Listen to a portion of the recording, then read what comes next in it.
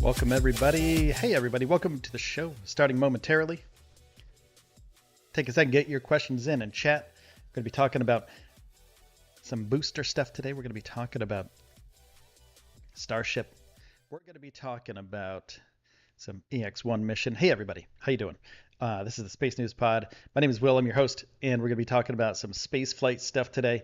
And I hope you're all ready for this lunch-ish time edition of the Space News Pod. We're going to be doing these from now on from Monday, Wednesday, and Friday at noon CST. So stay tuned. Make sure to subscribe to the channel, of course, so you can get these, get the alerts and stuff. Make sure you ring the bell, and it's YouTube. You know what to do. that's what I'm talking about here. Hope everyone's good. NC Davis, what's up? At this point, your poll might need a booster plus 9 or 9+ booster option. Yeah, I agree. What's up, Ron? What's up, Scott? I 100% agree with you. 100% agree with you. We don't know. There are some indications of what the booster is going to be doing, and we're going to go over a little bit of that today. And which booster? Let me know which booster you think. In chat too, because Elon has said in the past that 420 booster 4 or ship 20 would be the ones to fly, and then just recently came out and said, not so much. We're going to fly something else, but we're not really sure what they're going to be flying. So you take a look a little bit into that and then see, what we can come up with.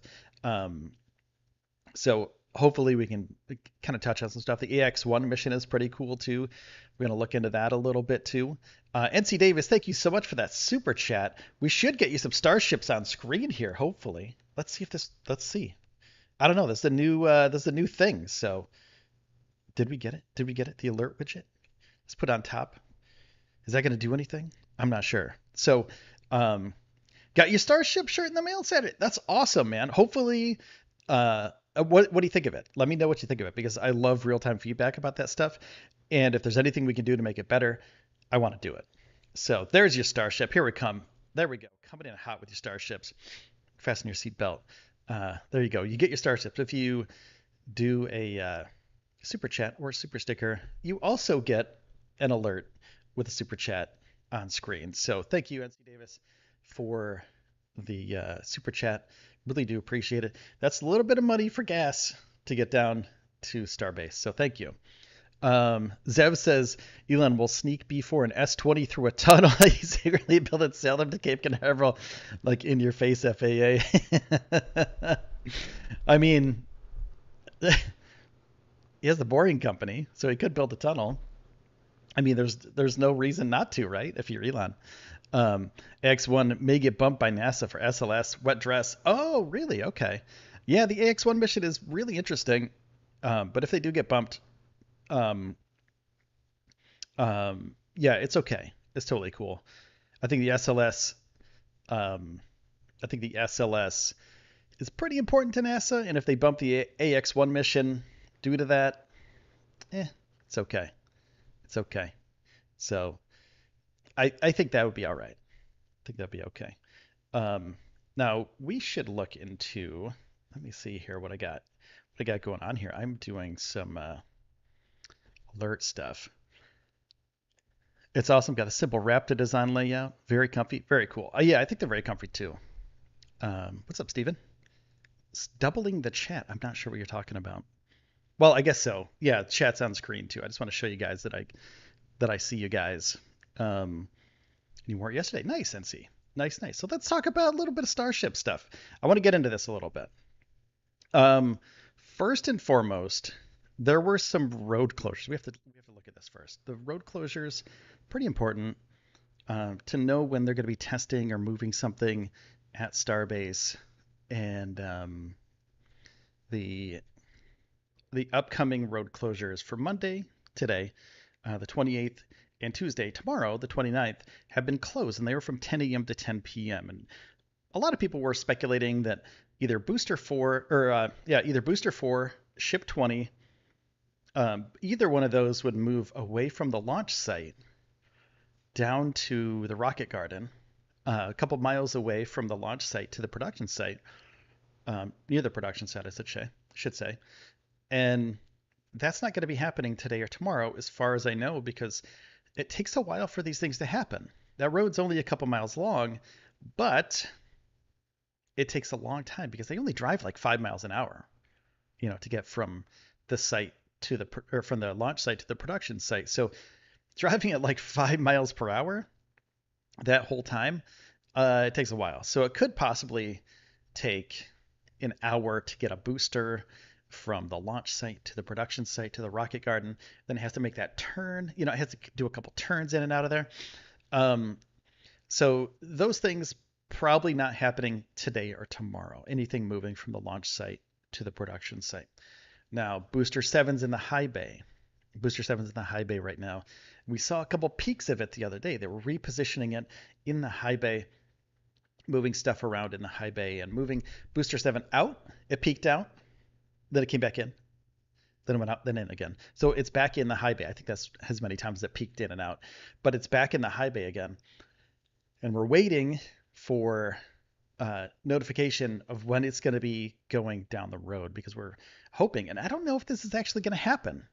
So actually, you know what, chat? I want to know what you think about the grid fins for Booster 7, because Booster 7 doesn't have any grid fins right now, which is really weird considering that may be the booster to go to orbit, or the orbital flight test. So they may be taking this time to add grid fins to it. They may have had to position it the other day to move it around so they could put it back in the high bay in the right spot, and then put the grid fins on it. So I'm not sure. I'm not sure what they're going to be doing with this thing. Wonder, do they plan to install grid fins first, then roll B7 out? Perhaps it's just not ready yet. Matthew, yeah, just talked about that. I don't know. I'm hoping that they do put the grid fins on in the high bay. That's how they kind of normally do it. If they roll it out, they roll it down to the launch site and then put the grid fins on. That would be a really weird experience because that's really tall. And I'm not sure if they have the proper facilities excuse me, down at the launch site to put those grid fins on. So I think they would have to reconfigure some stuff to put that all together. Now, could it be Booster 8? We've seen, I think, every section of Booster 8 in the yard. Let me see if I have a diagram here with like everything on it. I got to find it. But I believe it's every section of Booster 8 has been spotted in the yard. So there's a possibility. I can't find it right now, but there's a possibility that Booster 8 could be the one, or like NC David said earlier, could be Booster 9 Plus, because they do have a little bit of time. And if Elon wants to fly in May, I don't know. We have to look at that too. We have to look at the flight in May. Elon says they could fly in May, but they have so much to do between now and May to get any booster ready and any ship ready for flight. So doing pressure tests, doing cryo tests, doing static fires of both things, the booster and the ship coming up. I don't know. And I found a funny tweet. I kind of giggled to myself about this tweet. That who is it? Michael Sheets, and I'll look into it in a second. I have it up in one of my tabs, but the Stephen Lewis, you asked if Booster 8 is different from Booster 7. I believe a little bit. I'm not sure exactly what it is that's completely different, but I think they're a little bit different. I think there's a was it the header tank? Downcomer, either it might be a downcomer. I'm not sure which one's different, but I do believe they are different. Gary Cunningham, I see you. Hello from Erie, PA. Welcome. Hopefully you're not snowed in like my friends the other day in Pennsylvania. Maybe it's a new redesign for the grid fins. Yeah, maybe they have some new grid fins. Maybe they're working on something new, something lighter. The best part is no part, but better part than a part that's not perfect is something that's lighter, right? So you can get more, you can add more weight to your cargo if you don't have the weight on the grid fins. So we'll see. Yeah, Jim put the fins on in the high bay. I agree. The infrastructure's there. They've done it before. They could do it again. So I think it's a thing that uh, I think it's a thing that they could be doing. So here we go. Let's check this out. Uh, Michael Sheets. This all ties into the booster thing, so I want to let you guys know. Um, oh, this is the first one. I want to show you guys this one. This is hilarious. So Michael Sheets found this document, Deep Space Exploration Systems, um, Artemis campaign development. This is a tweet that he sent out, Michael Sheets sent out, and Michael's so awesome at the Sheets tweets on Twitter. Make sure to follow Michael because awesome stuff. But this is a funny tweet. NASA's budget documents feature a squat-looking starship. So as you can see, is this a different variant of a starship? Is this a smaller variant of a starship? And I thought it was kind of funny because Michael goes that, like you can see it right here. It is literally, I thought when I saw this, I was like, is this a new variant? And then I was like, wait a second, it's just the aspect ratio. So it really is just the aspect ratio of this picture. I've seen this picture before, and the picture is a vertical picture, so it goes up, but they squished it down so it looks like a really squatty, small, uh, small starship, but it's not. It's just a different aspect ratio. Debs, thank you so much for that super chat. I appreciate you. You're amazing. Thank you so much for that. Now, that's going to help out with gas money to get to Starbase. So I get more footage of Starship, get more stuff from the launch site and the build site. So thank you so much for that.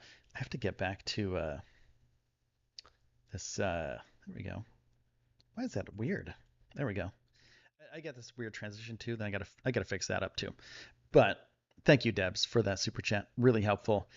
So people have been kind of freaking out about this, and some people were posting that this is a new variant of Starship. It's a smaller variant, has less pieces to it, and it's instead of 150 feet tall-ish, it's only 100 feet tall. And I'm like, no, it's just a different aspect ratio. They just squished it down. Whoever made this PDF was like, we need a picture of Starship, stat, and they didn't want to edit it, so they just pushed it down. So I thought it'd be funny and interesting to share with you guys because I thought it was silly. And Michael goes on to say, looks like the photos to aspect ratio got a bit distorted. Lol. Yeah, so it's just that. It's just that. I saw that too, and I was like, Starship Poppy. Yeah, possibly, Debs. Xpixel says, I see you upgraded production quality. Hey, yeah, I'm working on it. So, yeah, this is always a work in progress, and I'm doing things, trying to do a little bit better production quality. So thanks for noticing. I appreciate that. It's very cool. Working on that. There's a lot more stuff to come, and a lot more fun things to happen with the show in the future. So thanks for noticing. I appreciate that. Now here's another tweet from Michael Baylor, next spaceflight. This is about the FAA. It's about Starship. It's about the future of flights for Starship. Michael Baylor, this is on March 25th, by the way, so a couple days ago when the FAA postponed the Starship environmental study down here at Starbase, and they pushed it back till April 29th. So now we have to wait another month, which is okay. As long as we get the okay to launch Starship, that's cool. Michael Baylor said, remember that FAA cannot issue, and this is the kind of the overall all-encompassing thing, right? Remember, the FAA cannot issue SpaceX a launch license until Starship receives an environmental green light. So until the FAA and all of the subcommittees under there have agreed to approve SpaceX's Starship for flight, SpaceX can't fly a Starship. So they can fly up to 10,000 feet. They have clearance for 10,000 feet. So it's possible they do a test of maybe a booster, maybe we get some Starship, like a ship test flight or something like that. But it's not going to be a high flight over 10,000 feet. So they do have clearance. They have a TFR for that. But they would have to get clearance from the FAA for those as well. But the environmental green light has to go through first for a orbital flight. I presume some amount of work can be prepped in advance, but regulatory approval in time for May orbital test flight seems unlikely given the latest slip. So May, April 29th, possibly the FAA and all the subcommittees will be okay with doing the environmental green light, push it forward. So, yeah, maybe. I don't know. Do you guys think it'll launch in May? I don't know. I'm skeptical at this point, right? I'm very skeptical. And I know Elon wants to push it through May. If they do ship 24 and 7, it's going to be a little while. June, probably. Possibly, I should say, but more than likely, it's going to be midsummer before they launch this thing. I don't think it's going to be coming anytime soon. I wish it were. I really do, but there's a lot to do down there. And if Booster 7 isn't the booster, and if they're building Booster 8 still, they still have to put Booster 8 together. And that could take weeks. That could take a couple weeks just to put that thing together. And then move it, it's going to take a day to move it to the launch site, secure it, put it where they need to put it. They need to do a cryo test on it, a bunch of cryo tests on it. They have to install all the engines, so that could take days too. They have to do pressure tests, etc. All those tests, and man, it's going to take them a long time to get this stuff done. I've seen it happen since last September until now, and we haven't had a flight from then till now, even though Elon said that we were supposed to fly in September of last year, October or whatever, late last year. And we were all hoping that the FAA gave them approval so we could do like a New Year's launch, but that didn't happen either. So I'm down here just hanging out, waiting, like basically waiting for SpaceX to fly this thing. I'm super pumped, but I think it's going to be a while, guys. I think it's going to be June or July. Yeah. Matthew Little says late June or early July. Yeah, totally. Yeah, I think so too. Hey, Matthew, welcome. Yeah, so let's get on to the next part of this tweet. Kenneth, I'm not sure how you say it last name, so Kenneth Pochubay says the Cape has all approval, so you just push for stage 0 build out there and launch from the Cape until Starbase is approved. And Michael Baylor, we touched on this in an episode the other day. It sounds like that is the plan if Starbase is ordered to conduct a new intensive review. So it's possible that the review that's happening right now doesn't go through 100%. It's possible that one of the other agencies that are involved will say, it's not the right thing to do right now. It's not the right thing to do. We have to do some more testing. We have to check out some more stuff for the environmental stuff. We have to check out these species of birds, whatever. These worms could be affected. I always say the worms because that's where everything starts, right? The grubs, the worms, everything. That's where it all starts. And, if they need to test that stuff out, if they need to check that stuff out, it could be more intense, and it could possibly roll over until later this year just for the environmental review to get done. So, yeah, it could be a while. So they already have the Cape stuff. The Cape build out is already happening. It could only take a few months for them to kind of get up to a decent speed for production over there. Or they could produce them here in Boca Chica and ship them over there via boat. If the production facility isn't there, if they build the launch site first, right? If they build the launch facilities first without any production, they could produce the ships at Boca Chica. Big boats can take big rockets across the Gulf, around Florida, or to Florida, and then transport those things to Kennedy Space Center. So Pad 39A, I believe. So it's possible. The Cape build out for Starship is currently a warp speed. Yeah, Matthew, I agree. 100%. 100%. It's going to be a while. The FAA has not received requested an environmental update since November. Yeah, it's insane how long this is taking, Michael. I think it's going to take them a while. So I'm guessing the Cape is going to be the way to go. I love that Boca Chica is going to be the build out spot no matter what, and they're going to learn stuff from Boca Chica, but also if they take those things that they learn from Boca Chica and also the things that they build at Boca Chica and push them out to Starbase 2 or whatever they're going to call it at Kennedy Space Center, that's pretty cool. I think that's important that we know that there are two facilities building these things, because if the build out site at Kennedy, like would they rather build just the launch site at Kennedy, over there at the Cape, and then build the rockets here and spend a week shipping them across the Gulf? I think that makes sense, right? Yeah. Texas Department of Transportation is building the new Highway 4 connector road to the port that would enable SpaceX to transport boosters and ship to the port. Yeah, the road is already there. The road is there. It's right by the what's it called? The Border Patrol. I pass by it every time I go down to Starbase. It's totally there. I always want to drive down. So, little side note, middle TN Pyro.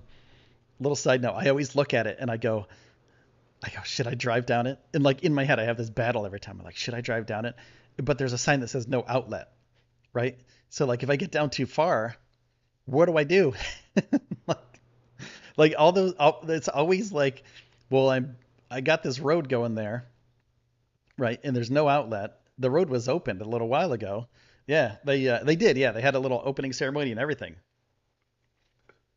So they had an opening ceremony. So the road is open. You can totally drive down it, but I don't know where it goes, and I'm afraid to go down. You know that meme that's like, I don't know about this, and at this point I'm afraid to ask. That's me right now. Like, how do I go down there? And what happens when I go down too far? Is there like is there an entrance to the port there? Do I have to like talk to somebody and be like, hey, I just want to see where this road goes? And then what? And then they're like, all right, turn around, then that'll be okay. I mean, I guess I could try it and see, and I could take a GoPro with me and put it on my car. That might be an interesting thing to do too. See what that road does. What are they going to Mars, Matthew Garcia? 2029, probably. SpaceX also has a site in Cocoa. Yeah, Debs, you are right. Neil, what's up? Goes to the port property, so you would either have to leave from the port entrance or go back the way you came.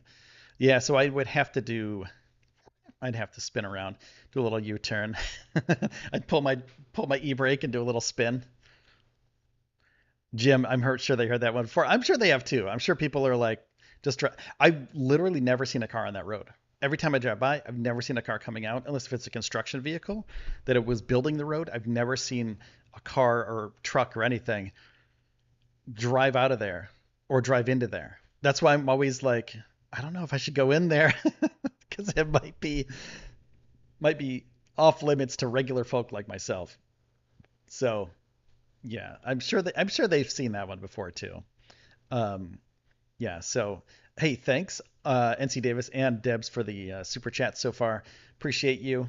And the poll looks pretty good. If you haven't voted yet, what booster will fly? 61% right now say booster 7. Booster 8 is only 39%. Wow. Okay. I think some people underestimate how difficult it is to transport a multi-million-dollar rocket. Yeah, I agree with you. And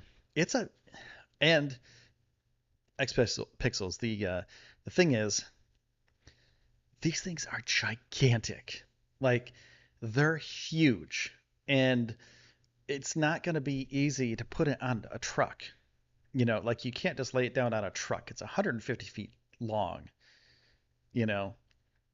So if you lay it down on the side, it's 150 feet, and you have to make sure that it doesn't get crushed. You have to put supporters in there. You have to do all sorts of stuff. But can it do it vertically? I've heard people, they do it with Falcon 9, right? On a barge. Could they do it with a Starship? Could they have a giant barge that could bring a Starship from Texas to the Cape vertically? And if so, do the booster one time and then do the ship, or put them both on the same giant barge. I'm not sure how they would do it. So I'm not really into the naval stuff, so I'm not 100% sure how they would do it, how they would pull it off. But it is insane. How big these things are. Like you look up and your hat falls off. It's that big, like your hat just goes yoink because you have to look up so high.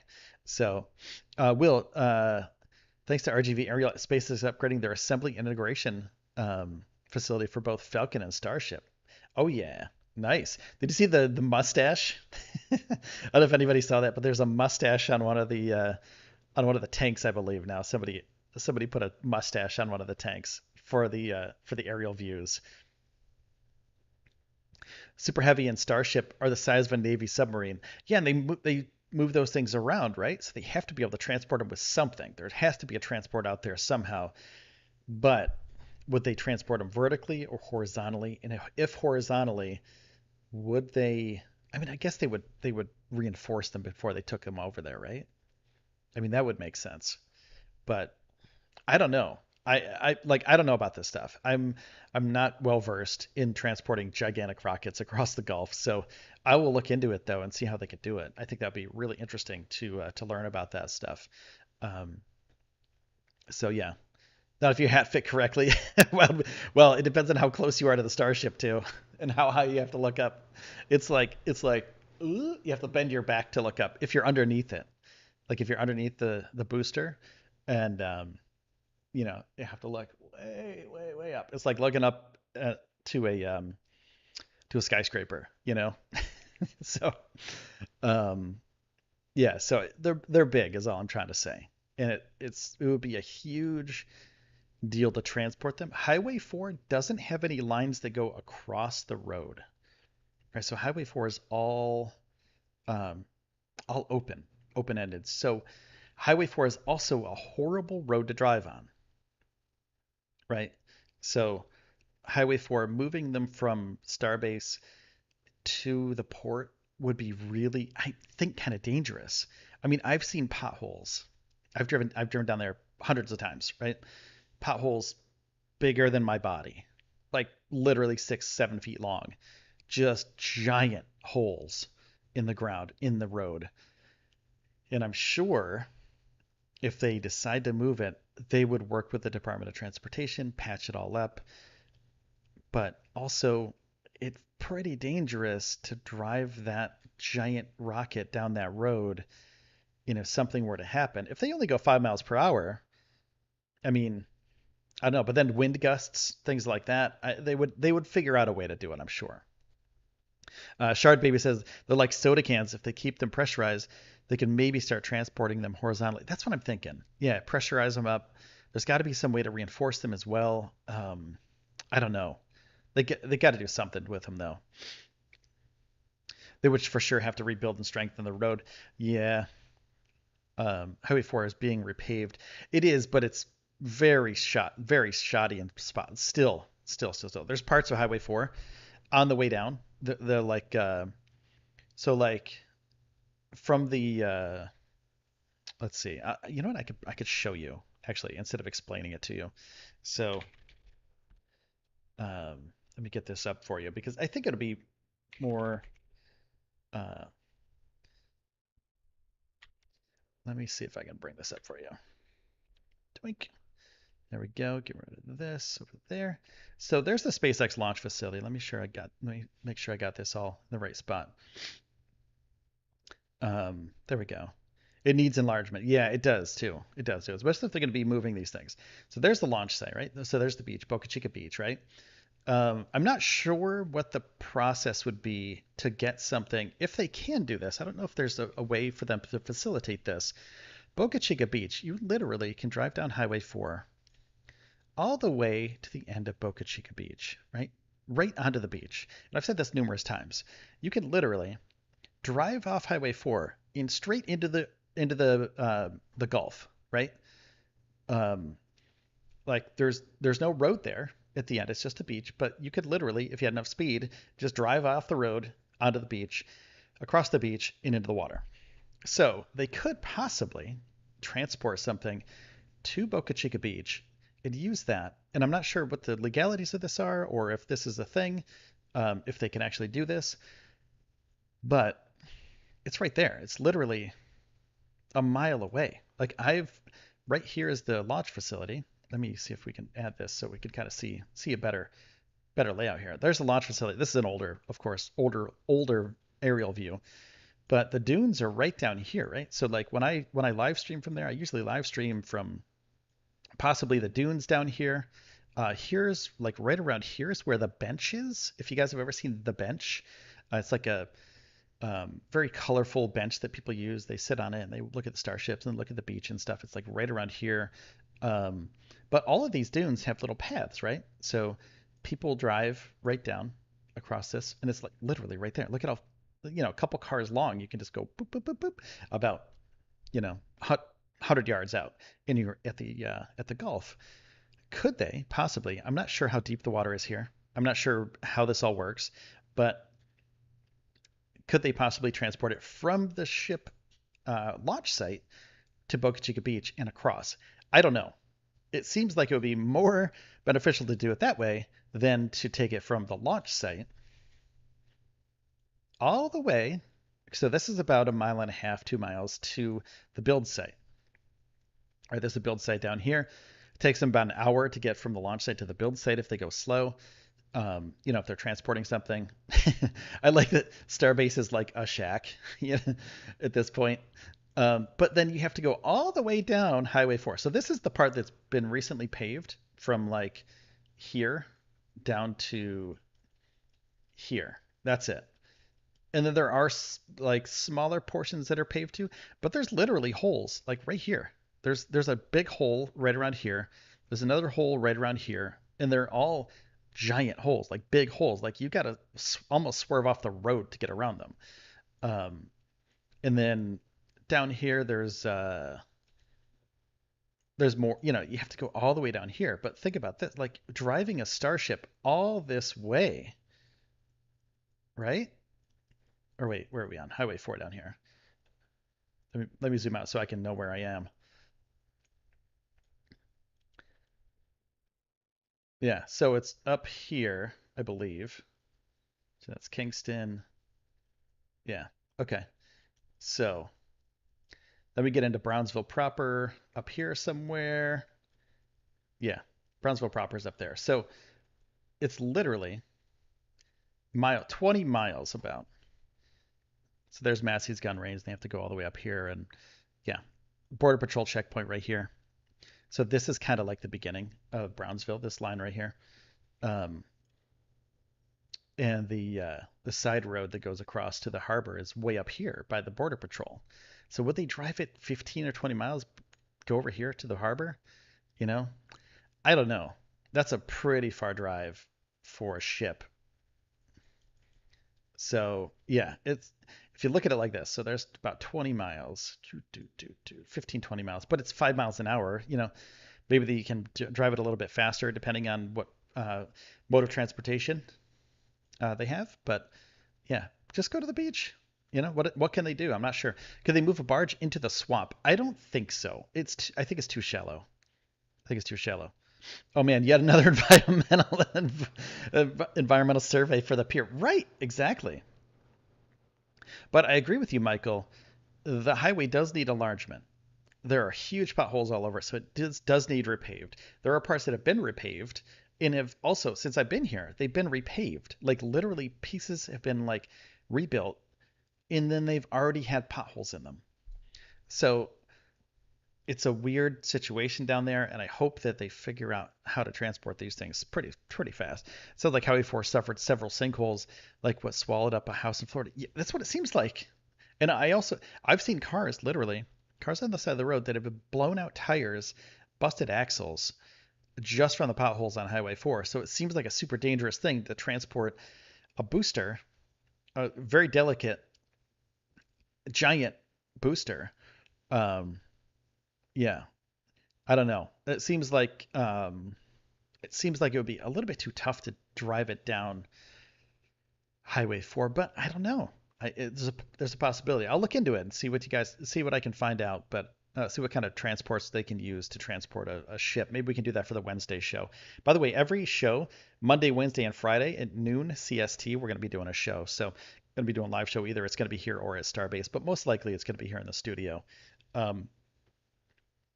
Let's see. travel time is irrelevant to the launch. They can start to move a ship months in advance. Yes, exactly.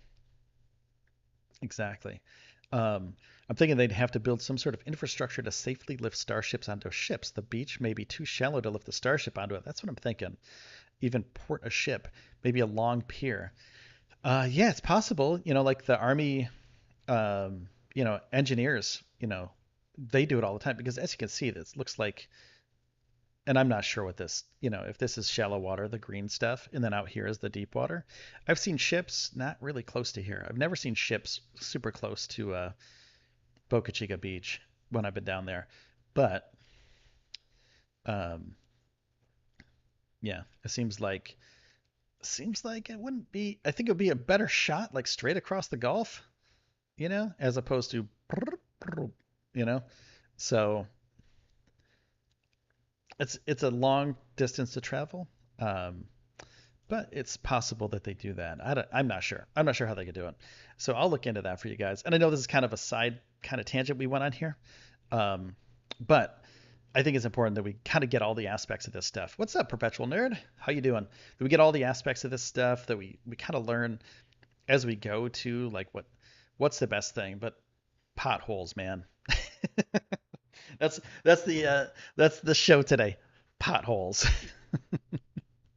There is one more tweet from Michael Baylor I want to show you guys, but it also includes Eric Berger. So the FAA approval for Starship um, may not happen anytime soon. So Eric Berger writes back after Michael Baylor, next spaceflight, says all that stuff about May orbital test flight seems unlikely given latest slip. Eric Berger says, "What are the odds of a May Starship launch, Michael? And why would you say they are zero?" I thought that was pretty funny because um, that's what we're all thinking. Like May Starship flight, really? Like, oh man, yeah, that's kind of crazy. Remember that Deimos sailed from Port of Brownsville down an inlet to the Gulf. Yeah, yeah. There was a bunch of people that followed that. So I hope they find a way to get a Starship there, and I think they can. If they have to take it to the port, if they have to drive it to the port, it just seems like a logistical nightmare, and I would never want to be in charge of that. I think it would be a horrible, horrible job. It would be super tough, and whoever gets that job, or whoever has that job, you are a blessing because you are one of those people that has like an amazing, amazing skill set that I could never have.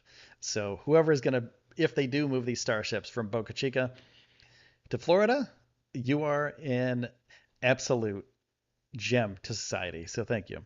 Xpixel says, I think Elon sometimes says unrealistic dates and times. Yeah, sometimes. Let's just say 95% of the time, Elon says that. Let's just say that.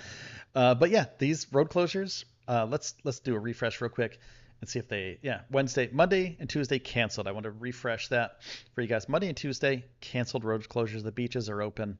Everything's nice. The weather here is beautiful today. It's a little bit warm. It's gonna be 85 degrees. Sunny out right now. It's sunny out right out there. A little bit breezy, but not too bad. But the I don't think it's because of weather. I think it's just because they're not ready to move anything yet. Um, and Middle says, as much as I'd like to see Boca stay as the build site for all starships, yeah, if FAA doesn't approve all build ops, we'll move to the Cape. I agree. I agree. It's yeah, I think it would happen, eventually anyway, because they have to do the lunar starship stuff. So I think a lot of the stuff would move over to the Cape just because the logistics would be a nightmare to move a starship from here to there every time they want to launch it. So I think it's going to be more to that effect. How often does Elon give unrealistic timelines, and why do you say it's every time? NC Davis, I agree. It's pretty much every time. Uh, Elon wants a sense of urgency to be on the minds of SpaceX Starship workers. Michael, I agree, and I think it's a good way to keep people motivated. Like, hey, I would love to have this done by May. Can you guys help me out? And then, people go to work every day and they're like, we have to get this done by May. And I've had unrealistic deadlines before, and I know we're not going to meet them. So that's when it comes to like managers and other bosses to say to Elon, look, man, these are the things that we have to do. We have this list of stuff, whatever this list is, this huge list of stuff that we have to get done. This will take a week. This will take a week. This will take a week. This will take 2 days, et cetera, et cetera. This will take 3 hours. Adding all this stuff up might not work. And if it doesn't work, it's okay. So we have to move forward with what we have now, keep building, and maybe not make it to May, but maybe make it further, down the line. But get it ready as fast as possible. What's up, Andy? How you doing? So I think May is really fast. I really do think May is fast. I think June or July, possibly, but May, pretty fast, man. I don't think it's gonna happen. I really don't. I wish it would happen really fast like that, but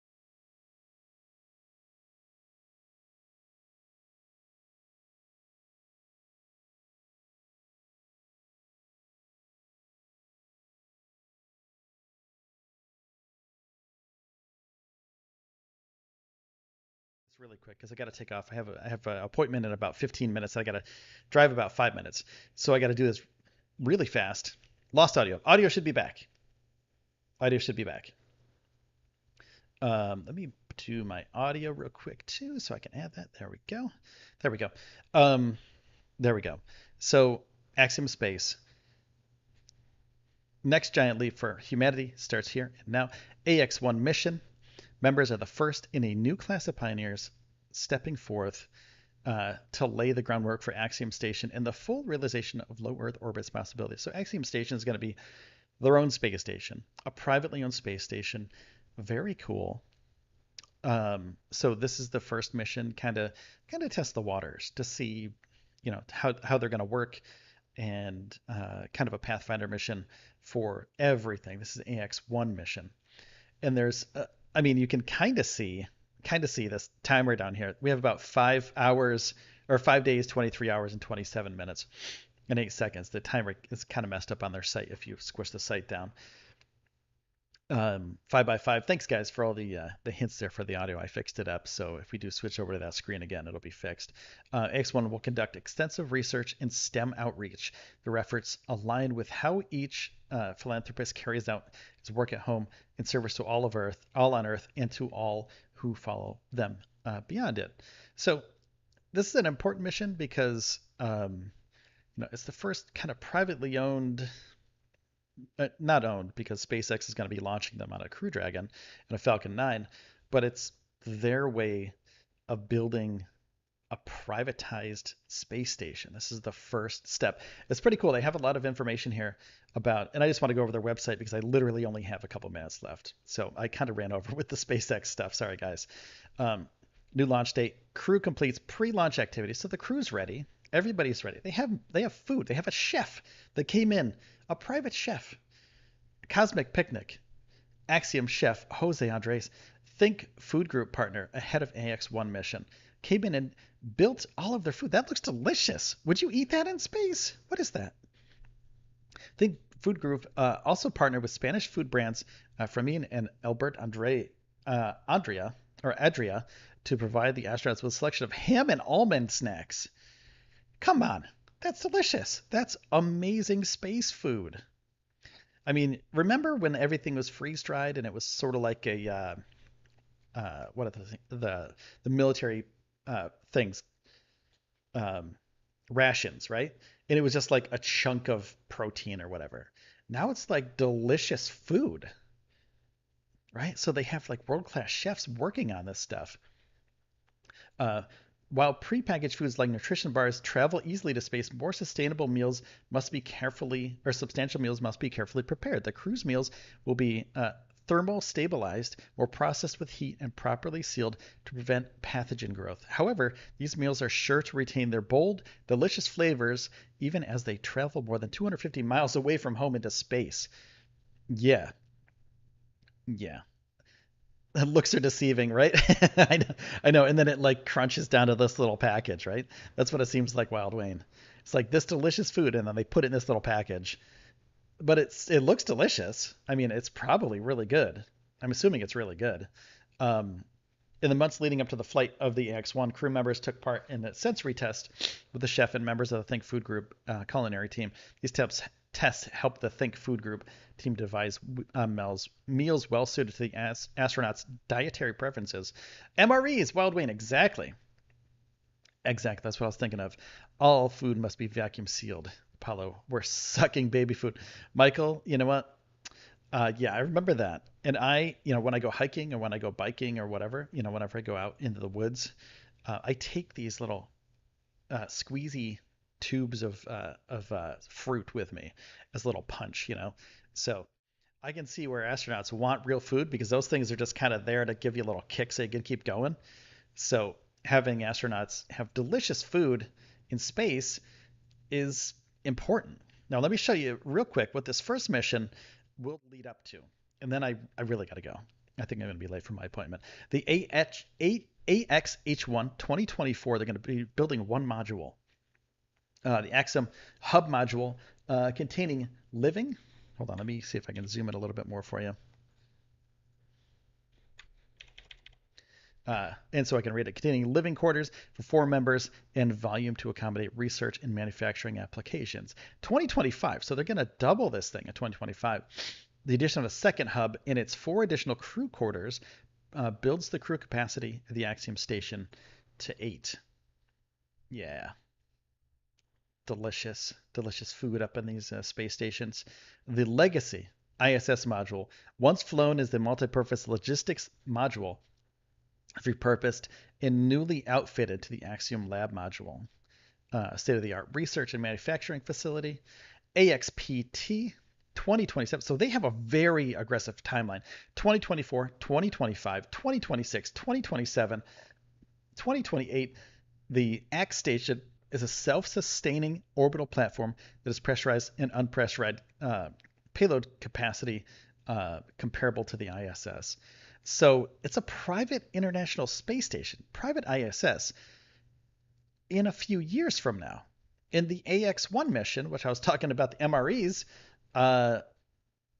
Axiom Space, they're doing this in a couple days, in 5 days. They're starting the process right now. So 2022, they're going to be doing the 2024 missions, 2025. So in a couple years, we'll see AX-H1, and this is the Pathfinder mission, the AX-1 mission.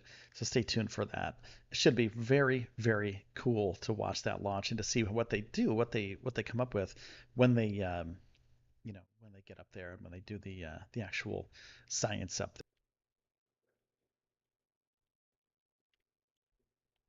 there. All right, we're back. I was technical difficulties. There we go.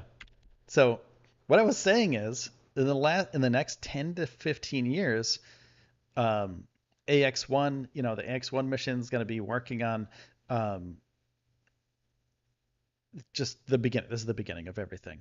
So, hey, thanks everybody for staying tuned during that little outage here.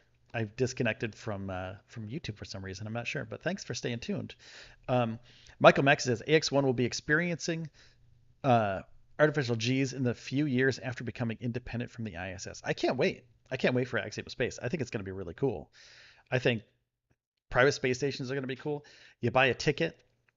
They don't have their own rocket, so you buy a ticket on a SpaceX rocket, right? So you buy a SpaceX rocket ticket, and then you get to the Axiom Space Station. So there's money for that too. So there's money for the rocket. There's money for the space station. Both companies make money. Everybody involved makes money. Seems pretty cool. And then if they decommission the International Space Station, which the International Space Station is literally the pathfinder for private companies to build private space stations. So the ISS was there to help out the privatization of future space stations. So it's very cool that this is all happening right now. Okay, so I got to go. I'm going to be late for my appointment. Thank you, everybody, for tuning in. And, we're working on it. We're working on it. Hopefully we get these space stations up as soon as possible. Is your mod working on your stream profile? I don't think so. I don't think so. Booster 7, 59%. Booster 8, 41%. There we go. We got some chats going on. Thank you so much, everybody, for taking the poll. Thanks to everybody for hanging out and being part of the show. I appreciate you. And also, let me check out the activity here, because we had some super chats today. We had one from NC Davis, and we had one from Debs. Thank you so much, Debs and NC Davis, for the super chats. Appreciate you. Helps get gas money to get to Starbase, basically, so I can continue doing these shows. Thanks, Neil, for being a mod. Go Booster 8. Let's go. Booster 7's got up 60 to 40. Woo. All right. Take care, everybody. I appreciate it. I'll see you next time.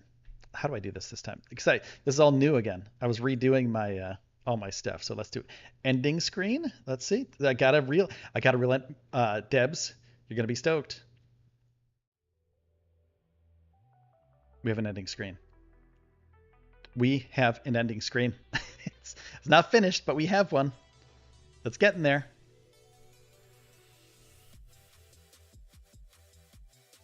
Thanks again, everybody, for all your support.